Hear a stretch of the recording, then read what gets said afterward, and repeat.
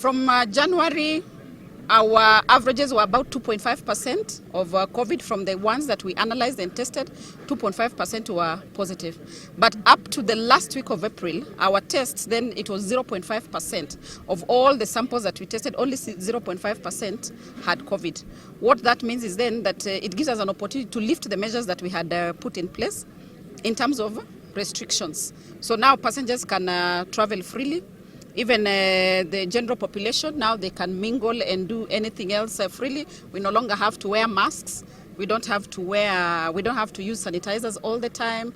We don't have to wash hands. We don't have to keep social distance the way we are doing.